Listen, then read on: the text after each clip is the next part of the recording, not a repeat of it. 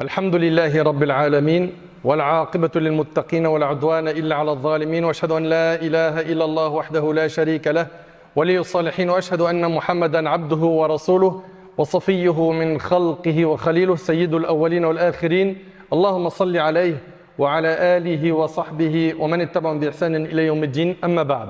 Mes chers frères et sœurs, on va parler aujourd'hui bi'idnillahi tabarak wa ta'ala d'une maladie qui a touché énormément de gens dans notre communauté. Cette maladie est la paresse, la fainéantise. Combien sont nombreux ceux et celles qui sont paresseux? Paresseux quand il s'agit de faire des bonnes actions. Mais quand il s'agit de courir derrière l'argent, nombreux sont ceux qui courent derrière l'argent, quitte à écraser leur valeur islamique. Et hélas, malheureusement, on a même des gens dans notre communauté qui sont également paresseux concernant umur dunya, les affaires de ce bas monde. Ni va travailler, ni cherche à gagner de l'argent, à assumer son foyer. Non, il est irresponsable. Et plus on avance, plus on voit, subhanallah, que les nouvelles générations sont paresseuses. Ils ne veulent pas travailler. Là, déjà, je parle concernant la dunya. Ils veulent gagner de l'argent facilement. Certains, ils vont se tourner vers le monde du haram. Ils vont gagner leur argent de manière illicite en vendant de la drogue ou des choses qui sont haram. D'autres, ils vont dire, bah, tu sais quoi, il y a un truc qui cartonne en ce moment, c'est tu deviens un TikToker. Et ben, il ne va pas te dire, je suis un TikToker, c'est mon métier. Il va dire, je suis un créateur de contenu. Et si aujourd'hui on est éprouvé par cette génération paresseuse, feignante, c'est parce qu'ils ne veulent pas bouger. Ils ne veulent pas se bouger pour gagner leur argent en faisant un travail noble, un travail halal. Ça c'est concernant la dunya. Mais concernant al-akhirah, le constat, il est pire. Tu lui dis, mais mon frère, pourquoi tu ne pries pas? Ma sœur, pourquoi tu es loin d'Allah? Mille et un prétextes pour s'éloigner de la religion. Et le jour où ils vont essayer de faire des efforts, c'est avec paresse, avec fainéantise. Et on donne le minimum. On s'investit à fond pour la dunya, mais pour l'au-delà, on n'est pas très motivé. Alors que le prophète, alayhi salatu wassalam, il nous a dit, lorsque vous demandez le paradis, demandez al-firdaus al-a'la. C'est le plus haut degré qu'on peut demander. Notre religion nous appelle à l'action, à être optimiste, à être des bosseurs ici-bas, mais surtout pour l'au-delà. Le prophète sallallahu alayhi wa sallam, tellement il a vu les compagnons motivés, il leur a dit, accomplissez les actes dont vous êtes capables. Ils étaient trop motivés, ils en faisaient même beaucoup en termes d'adoration. Et aujourd'hui, illa man rahim Allah, sauf ceux à qui Allah fait miséricorde. Combien ils sont nombreux à se contenter du strict minimum. Il fait ses 5 prières, pour lui c'est trop. C'est pas trop, tu as juste fait les piliers de l'islam. Ouais, mais quand même, un jeune comme moi en France, il prie, qu'Allah te récompense, c'est très bien. Mais tu es en train de faire les piliers. Ça, c'est non négociable. Les obligations, ça doit être une chose, on n'en parle même pas avec toi. Nous, on aimerait s'encourager à multiplier les œuvres surérogatoires qui te font gagner l'amour d'Allah tabarak wa ta'ala, comme c'est relaté dans le hadith. Subhanallah. Regardez avec moi la motivation des compagnons du prophète sallallahu alayhi wa sallam. D'après Abu Hurayra radiyallahu anhu, le hadith il est rapporté par Muslim, le prophète sallallahu alayhi wa sallam a dit, qui d'entre vous jeûne aujourd'hui? Abu Bakr radiyallahu anhu a dit, moi. Le prophète sallallahu alayhi wa sallam dit ensuite, qui d'entre vous a suivi un convoi funéraire? Qui aujourd'hui a suivi une janaza? Abu Bakr radiyallahu anhu a dit, moi. Le prophète sallallahu alayhi wa sallam dit ensuite, qui d'entre vous a nourri un pauvre aujourd'hui? Abu Bakr a dit, moi. Tout ça en un jour. Abu Bakr ce jour-là, il a fait une sadaqa, il a suivi une janaza et il jeûne. Est-ce que c'est terminé? Le prophète alayhi salatu wassalam a dit, lequel d'entre vous a rendu visite à un malade aujourd'hui? Abu Bakr a dit, moi. Tout ça en un jour. Vous voyez leur motivation? C'est compagnons, les pieux prédécesseurs, ils cherchaient les plus hauts degrés au paradis. Et nous, aujourd'hui, on est devenus des feignants. Par contre, s'il y a un plan pour gagner 5 000 euros rapidement, ou 10 000 euros, ah là, il n'y a plus de paresse, plus de feignantise. Il y aura bien sûr une exception à la règle, certains resteront encore paresseux, mais la majorité vont faire quoi? Ils vont se retrousser les manches, il y a de l'argent à gagner. Le prophète, après avoir posé toutes ces questions, qui a jeûné aujourd'hui, qui a fait l'aumône, qui a suivi une janaza, qui a visité un malade, il a dit, alayhi salatu wassalam, ces choses ne se rassemblent pas chez une personne sans qu'elle n'entre dans le paradis. Et c'est rapporté par l'imam Muslim. Et écoutez avec moi ce hadith rapporté par Ibn Majah. Et je vais me contenter, Inch'Allah, de ces deux exemples. Et ça va vous montrer à quel point les pieux prédécesseurs étaient très très motivés. Abdullah ibn Amr ibn al-As, radiyallahu anhum, c'était un adorateur. Il faisait partie des grands adorateurs. Il avait lu tout le Coran en entier en une seule nuit. 600 pages en une nuit. Toi, en 24 heures, qu'est-ce que tu lis du Coran? Combien de fois tu l'ouvres? Combien de pages, combien de lignes tu lis? Ah, t'as pas le temps. Bah oui, t'as pas le temps parce qu'il faut scroller. Sur TikTok, il faut aller regarder les nouvelles vidéos, il faut aller regarder des stories à droite et à gauche, il faut regarder les publications des stars. Donc ici, le prophète sallam, il a comme information que Abdullah ibn Amr, il lit le Coran entier en une seule nuit. Le prophète sallam est parti le voir et il lui a dit, j'ai entendu dire que tu avais lu le Coran en une seule nuit. Et j'ai peur qu'au fil du temps, tu commences à t'en lasser. Le prophète sallam a peur qu'avec le temps, il ne tienne pas la cadence. Abdullah ibn Amr a dit au prophète sallam, ô messager d'Allah, laisse-moi profiter de ma force et de ma jeunesse. Allahu Akbar. Vous entendez comment les pieux prédécesseurs, ils profitaient de leur jeunesse? Aujourd'hui, prends un jeune, dis-lui, ça veut dire quoi profiter de la jeunesse? Et écoute-le. Chez nos ancêtres, profiter de la jeunesse, c'est être dans l'adoration. Prends un jeune aujourd'hui, ou une jeune, c'est quoi profiter de la jeunesse? Il va dire c'est d'avoir beaucoup de sous, d'aller dans les meilleures plages, dans les meilleurs hôtels, être en roue libre dans le haram, je suis bien accompagné dans la voiture, j'ai une belle femme, ou la femme elle dit je suis avec un homme élégant, qui a de l'argent, qui a ceci, qui a cela. Les choses ont vraiment changé. Il lui a dit, ô messager d'Allah, laisse-moi profiter de ma force et de ma jeunesse. Le prophète sallam lui proposa de le finir en un mois. Tu veux le lire en entier? Lis-le une fois par mois. Mais le compagnon reprit en disant, ô messager d'Allah, laisse-moi profiter de ma force et de ma jeunesse. Le prophète sallam lui proposa alors de finir le Coran en lecture en 10 jours. Mais le compagnon répétait la même phrase. Laisse-moi profiter de ma force et de ma jeunesse. Et moi j'ai un message à adresser aux jeunes, les collégiens, les lycéens, les universitaires. Pourquoi vous ne profitez pas de votre jeunesse pour vous rapprocher d'Allah? Pour être une élite qui ordonne le convenable et qui interdit le blâmable. Pourquoi est-ce que vous n'essayez pas de tirer la locomotive de vos fréquentations pour les amener à bon port? Suivre les traces des prophètes, les meilleurs des hommes qu'Allah a créés, nos modèles. Allah Ta'ala n'a-t-il pas dit voilà ceux qu'Allah a guidés, suis donc leur guidée, suis leur chemin. Qui? Les prophètes. Mais non! Ce qui intéresse notre jeunesse aujourd'hui, c'est des personnes futiles, qui ne se comptent plus, sont trop nombreux. Tous les jours, il y en a des nouveaux. T'as qu'à regarder sur le net.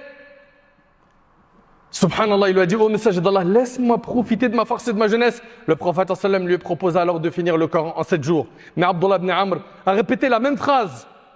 Et le prophète sallam refusa qu'il le lise en moins d'une semaine et c'est rapporté par l'imam Ibn Majah. Rahimahullah. Allahu Akbar. On en est où nous par rapport à tout ça? Pourquoi tu refuses aujourd'hui d'adorer Allah comme il le faut? Parce que tu es jeune? Regarde nos exemples, comment ils adoraient Allah. C'est comme ça qu'on profite de la jeunesse. Fi ta'atillah. En obéissant à Allah. Et rappelle-toi que parmi les 7 personnes qui seront sous l'ombre du trône d'Allah le jour du jugement, un jeune qui a grandi dans l'adoration d'Allah. Un jeune, il avait les tentations autour de lui, mais il s'est privé parce qu'il aime tellement Allah qu'il a délaissé le haram par amour pour lui, Azza wa Jal. Mes chers frères, mes chères sœurs, il y a une règle qui est connue et qui est très simple à comprendre. Toute personne qui délaisse l'action en cherchant le repos n'aura pas le repos. Et toute personne qui se fatigue, plus tard elle ne se fatiguera pas. Ça, c'est applicable sur terre, mais après la mort également. Tu fais des efforts, tu délaisses le repos pour ton Seigneur Jalla fi'ula, tu te retrousses les manches pour le paradis, et bien alhamdulillah au paradis, ce sera le repos pour l'éternité. Tu te seras fatigué ici, mais tu auras eu le repos là-bas. Mais si tu as le repos ici, tu fais rien, non seulement ici, tu n'auras rien, ni argent, ni situation, ni rien du tout, et puis tu risques gros après ta mort. Retrousse-toi les manches, motive-toi. La paresse est une maladie vicieuse, une maladie qui détruit les communautés, les peuples. Tout peuple qui a été touché par la paresse est devenu faible, est devenu ignorant, a perdu énormément.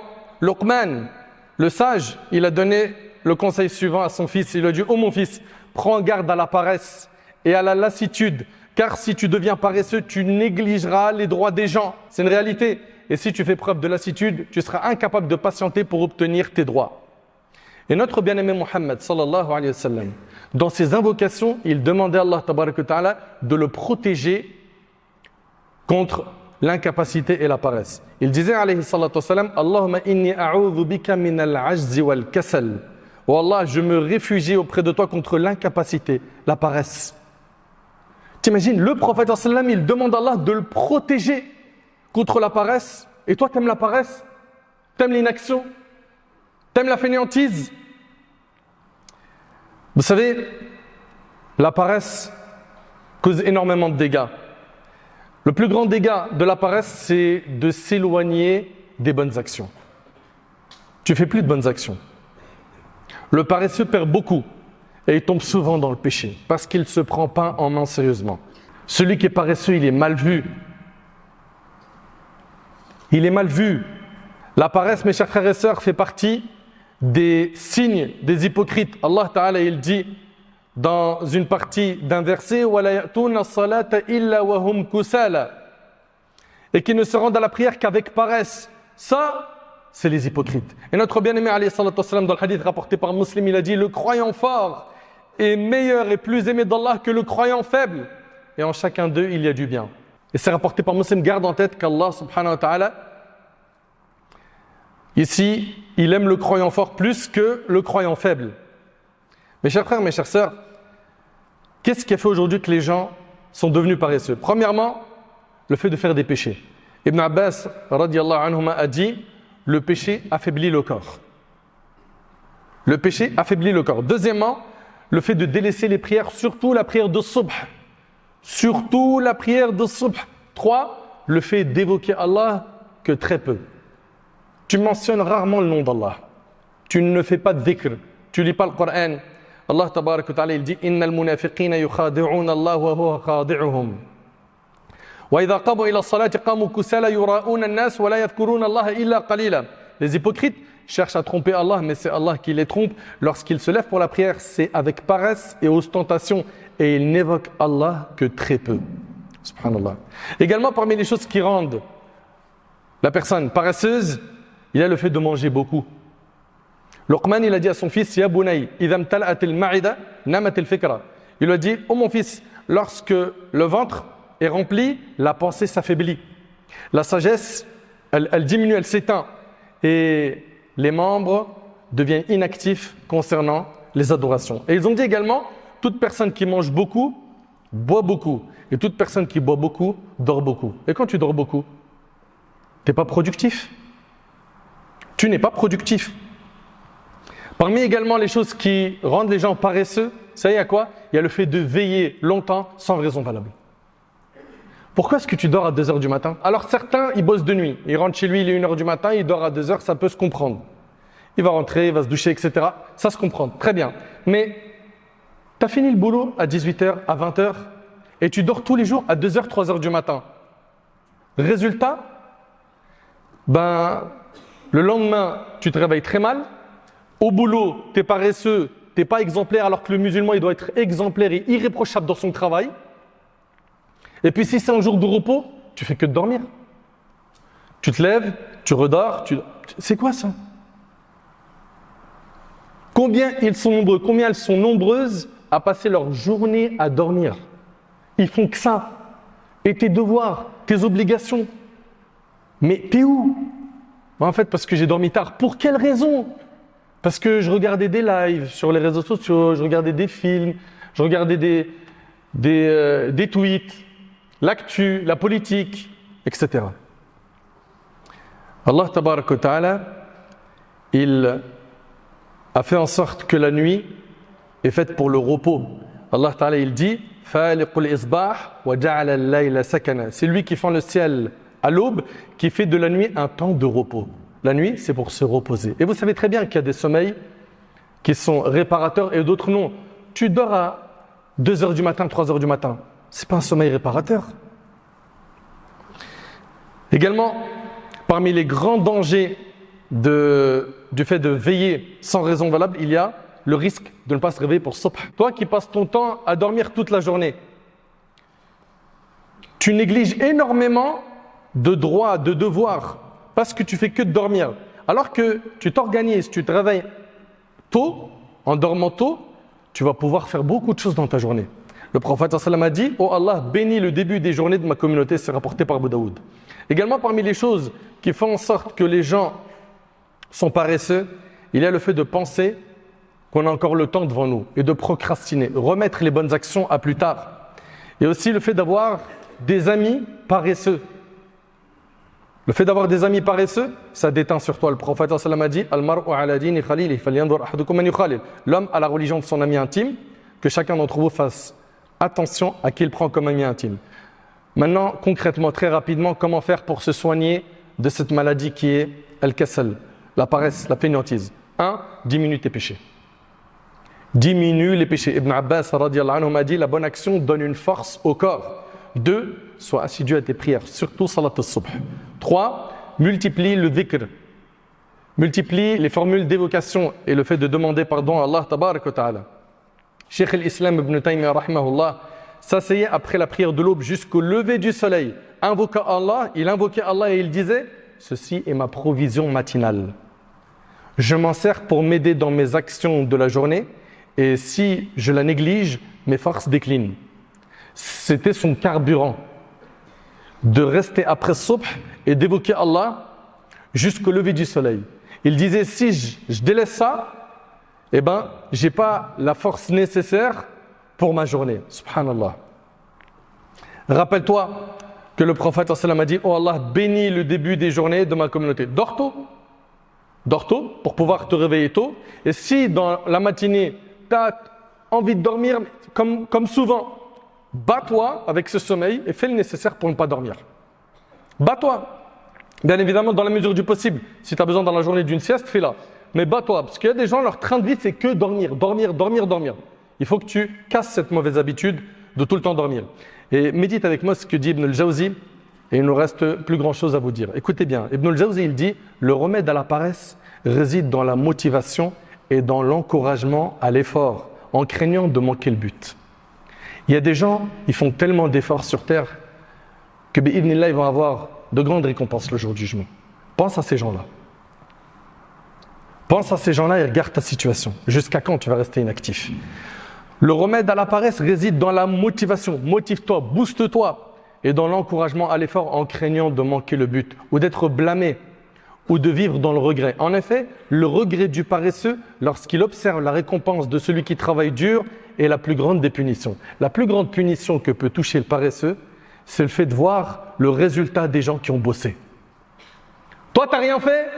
Lui ou elle, ils ont appris chaque jour une page de Coran ou une demi-page. Les années sont passées, il a fait sa khatma. Il a appris le Coran par cœur, elle a appris le Coran par cœur. Toi, tu n'as pas voulu bouger, tu n'as pas voulu bosser. C'est valable, comme je vous ai dit, pour dunya et pour din. Un tel a excellé, il a eu son diplôme, aujourd'hui il est cadre. Et toi, meskin, tu fais un boulot qui est pénible, très dur. Et tu gagnes mal ta vie. La plus grande des punitions qui frappe le paresseux, c'est de voir la réussite de ceux qui ont réussi. Mais eux, comment ils ont réussi? Ils se sont retroussés les manches. Et pense à ceux qui seront dans les degrés élevés au paradis. Est-ce que tu voudrais être comme eux ou les dépasser? Ou est-ce que... Non. Donc, retiens bien ça. En effet, le regret du paresseux, lorsqu'il observe la récompense de celui qui travaille dur, est la plus grande des punitions. Allah Ta'ala il dit Sari'u ila maghfiratin min rabbikum wa jannah wa jannatin 'arduha as-samawati wal ardu u'iddat lil muttaqin. Hâtez-vous vers ce qui vous fera mériter le pardon de votre Seigneur et un paradis aussi vaste que les cieux et la terre préparés pour les pieux. Pour le paradis, il nous est demandé de nous hâter. Pour ce bas monde, fais tes projets, construis. Il n'y a pas de problème à gagner de l'argent, à être même riche, pas de souci. Tant que tu fais ça lentement mais sûrement. Par contre, pour l'au-delà, tu regardes les textes de la religion, Sari'u, fastabiqul khayrat, fafirru ilallah. Tous les verbes sont utilisés à l'impératif et il y a cette notion de se hâter, de se presser. Pour l'au-delà, fonce, cours. Pour ce bas monde, marche. Fais les choses lentement mais sûrement. Nous, on a inversé les choses. Pour ce bas monde, on court et pour l'au-delà, on trotte. Et on remet les choses à plus tard. Et qui te garantit de vivre jusqu'à pouvoir réaliser les bonnes actions que tu as en tête. Et je finis avec ce hadith. Le prophète sallallahu alayhi wa sallam a dit le Firdaus est le plus haut et le meilleur degré du paradis. Au-dessus de lui, il y a le trône du miséricordieux. Et c'est de lui que prennent source les fleuves du paradis. Ainsi, si vous demandez le paradis à Allah, demandez-lui le Firdaus rapporté par Tirmidhi. Notre magnifique religion nous encourage à être des gens dans l'action, à être motivés, à être des moteurs dans le bien. Et notre religion n'accepte pas la faiblesse, la paresse, l'inaction. J'implore Allah tabaraka wa ta'ala d'améliorer notre situation. J'implore Allah subhanahu wa ta'ala de faire de nous des pieux. J'implore Allah subhanahu wa ta'ala de nous accorder une bonne compréhension de la religion.